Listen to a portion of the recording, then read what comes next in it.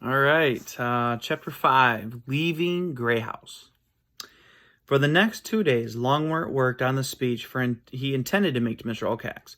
He did this in his study, an old boot that Farmer Lamont had left behind the front hall steps. After lining the boot with potato sacking, Longmore had chewed out a couple of windows, then used a plaid necktie to curtain the entryway.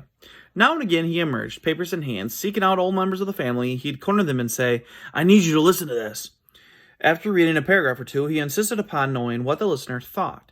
If there were compliments, he said something like, No, I don't want your flattery. I can't use that. I need hard criticism." When he received criticism, he always argued that his way was best anyway. Then off he'd go in a grump to make minute subtractions or additions to his text, none of which had anything to do with either compliments or criticisms. While Longmore prepared his speech, a committee busied itself making a white flag. No one knew whether a flag of this kind was Longmore's idea or Mr. Oakhax's demand. Even so, whenever there was such a permission party, as the younger mice called it, a crisp new flag was carried so Mr. Oakhax would have no doubt as to the mice's intention. It would be Poppy's job to march along with her father bearing the flag. Poppy, meanwhile, did what she'd been told to do, relating the facts of Ragwood's death to all of the family. Everyone was upset by the story. Being eaten by Mr. Oakhax was a shared nightmare. Moreover, it happened with some regularity. They were all scared of him. There was considerable tutting and much whisker twitching. Yet, while everyone expressed sorrow, Poppy suspected that few grieved. Worst were the words of comfort that began, "Well, if someone had to be sacrificed." "I don't understand why they disliked Ragweed so," Poppy protested sadly to Basil the night before she and Longmore were to go see Mr. Oakhax. "What harm did Ragweed do them?" "I can think of 3 things," Basil replied. "He was a golden mouse, not a deer mouse. He came from somewhere else, and he said things that upset them. You know, like, you haven't lived unless you die for something." Remember what he had told Old Plum? A soft belly causes softness at both ends. "But I like that he was different," Poppy confessed. "He loved adventure. I'll never forget the last words he ever spoke to me. They were so terribly ironic." "What's ironic?" "You know, like when the words mean almost the opposite of what you're saying. The last thing he said to me was, 'You don't know how to live like I do.'" "What's ironic about that?" Basil asked. The next second, Mr. Oakhax killed him. "Oh," Basil shuddered. "Now, Poppy," her mother began as she brushed her daughter's fur for a final time, "above all, do exactly what your father tells you to do. Be respectful toward Mr. Oakhax if he takes notice of you. But if he does not, don't fret. Your father commands his attention. Mr. Oakhax has great respect for your father. Don't do so much as squeak until you are spoken to. Then be humble and brief. Remember the old saying, mice should be nice. And for heaven's sake, keep the white flag flying. Above all," Sweet Cicely concluded, "remember it's an honor that you were selected to go." "An honor?" "Yes, Mother," Poppy replied, though what her mother was saying made her very, very uncomfortable. Longmore appeared at that moment. His hair was slicked down, his whiskers were crisply curled, his tail had been scrubbed to a glowing pink, his thimble hat was set at a natty angle. "Is she ready?" he asked his wife. "I think so." Longmore examined his daughter with a critical eye. "Fine," he said. "A good start promises a good finish. All right, Mother, we should be off." Sweet Cicely gave Longmore a nuzzle, whispering, "Do be careful." "Careful is my middle name," Longmore assured her, and led the path to the porch. There the whole family of mice had assembled for a send-off. Fireflies had been gathered and now were released, gave the moment a festive mood. Poppy, holding the flag, stood at the foot of the porch steps. Longmore scampered atop the old porch rail and faced the crowd. "My fellow mice," he began, paws clasped comfortably over his plump belly, while he surveyed his family with solemn regard. "I'm about to leave for my meeting with Mr. Oakhax. Need I remind you how important is this deputation? A moment for the multitude of mice to memorize?" Poppy, unable to make much sense of all the words, stopped listening. She was searching for Basil in the crowd. Be certain, Longworth continued, that I will go forward with your best interests at heart. I have prepared a fine speech that will, I'm sure, convince him of our needs. He held up a scroll of paper, wrapped carefully in leaves to protect it.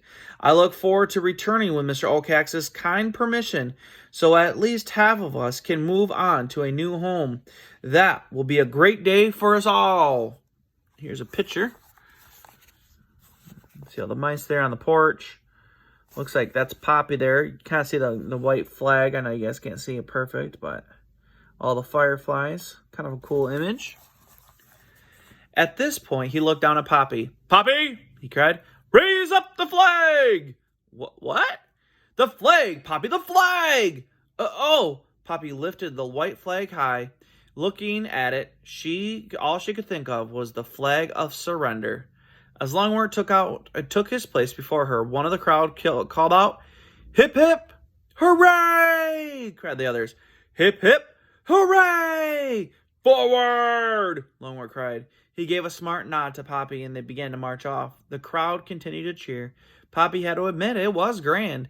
When she caught sight of Basil waving frantically to catch her eye, she even felt proud. Within moments, however, everything changed. Grey House, with its cheerful lights and well-wishers, vanished behind them. The moon had all but disappeared behind the clouds that promised rain. No stars were visible. The air felt as heavy as wet wool. In the darkness, Poppy had no idea of which direction they were to go. "We'll be taking the tar road," Longworth informed her. "Fewer obstructions, more visibility." "Do we have a meeting place?" she asked. "The very tip of Dimwood Forest," her father said. "Just on the far side of the bridge over Glitter Creek, Mr. Oakax's watching tree. He's there most nights. Can't miss him. It's a huge dead oak." "How come it's dead?" "It was hit by lightning." "Mr. Oakax on the tree? Was Mr. Oakax on the tree at the time?" Longworth chuckled. "Poppy, there are those who say Mr. Oakax made the lightning himself.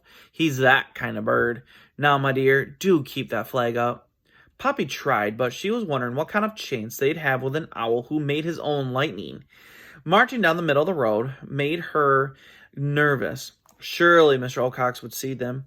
Would he recognize her? If he did, would he attack? What should she do then? Run? Where? Ashamed to have such worries, Poppy decided it would be better to hide them. So she said nothing. Still, it was hard to keep the heavy flag high. "Up!" Longworth kept calling. He was now walking behind her. They had been marching for some time, during which they had exchanged only a few words, when the night silence was suddenly shattered by a "whoo, whoo." Startled, Poppy stopped short. In the confusion, Longworth banged into her. He lost his thimble cap and his speech. She dropped the flag. "Pick up the flag! Pick up the flag!" her father cried, searching and finding both thimble and speech in the darkness. "Lose the flag and we're done for!" "Do you think he's seen us? Why else do you think he called?" Longworth snapped. The hair along Poppy's spine stood up straight. It wasn't the owl's call that frightened her, as much as the fear she heard suddenly in her father's voice. Never had she heard that before. She peered around him. He didn't appear scared. Poppy sighed. She decided she must have imagined it, seeing in him what she was feeling. The call came again. "Woo! Woo!" Poppy, her heart pounding, asked, "How much farther to go?" "Quite a ways," Longworth whispered. They listened again. No more calls came. Longworth adjusted his hat and gave a forced chuckle. "Actually, I suspect that call was just some good-natured joshing." "Papa? What?" "I'm glad you're here." Longworth replied, but Poppy sensed that he was pleased. She felt better until he said, "But do keep that flag up." The owl's call came again. For a second time, Poppy stopped. Her father did too. They listened intently for a few moments. Then Longworth whispered, "Just as I thought. He's just joking. Line up, child." They moved on. Poppy didn't like to contradict her father, but she doubted Mr. Oakax's call were a joke. She rather suspected the owl's trying to scare them. And, as far as she was concerned, he was succeeding. Rain began. It came softly at first, but when a clap of thunder burst right overhead, making them jump, the drizzle turned into a deluge. Within seconds, they were soaked. The tar-covered road ran with water. The flag became heavier and spattered with mud. "Shake out the flag!" Poppy cried. "It must stay white." Poppy tried to do as she was told, but it was really difficult. They trudged on. Off to the left, flashes of lightning allowed Poppy to see the tall trees of Dimwood Forest. Although she, like all of the mice, was well aware of the forest, she had never visited it. Who would want to? She'd been taught too many fearsome things about its vast size, its dreadful darkness. The fact that Mr. Oakcox had a secret home there, equally alarming, was the knowledge that Dimwood Forest was full of the animals that hunted mice, animals like porcupines. Poppy made herself look in another direction. "We're getting close," her father said, his voice tense. Poppy cocked an ear. Over the continual splash of rain, she heard the rushing waters of Glitter Creek. Then the tar road twisted sharply to the left. They had reached the bridge, a row of heavy wooden planks thrown across the creek. The gaps between the planks were wide enough for a mouse to fall through. Longworth chose the middle plank, and Poppy followed. Despite her best intentions, she couldn't keep from peeking down. Normally, Glitter Creek was serene. The summer rains had made it high, fast, and fairly roaring. Poppy stole a nervous glance at her father. He had stopped to pull at his whiskers. She had never seen him so agitated, and wondered suddenly if he would be able to protect her.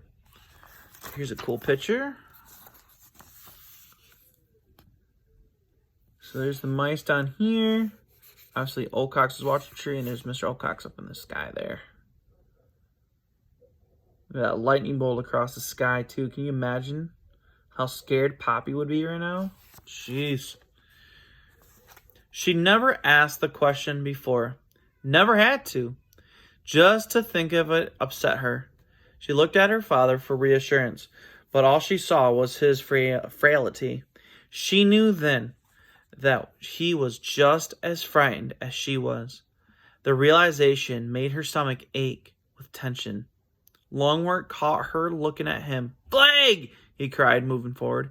Poppy managed to lever the flag up just as she stepped off the bridge. The moment she did, the air was rent with another of Mr. Oakcox's cries. "Woo! Woo! There he is!" Longworth exclaimed. Poppy looked up. As the lightning flashed and thunder rumbled, Mr. Oakcox's dead oak seemed to leap toward them.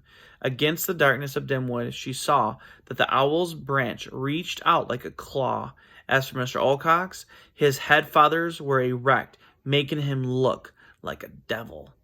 "Don't give way," Poppy said fiercely to herself, even as she stumbled. "Don't give way."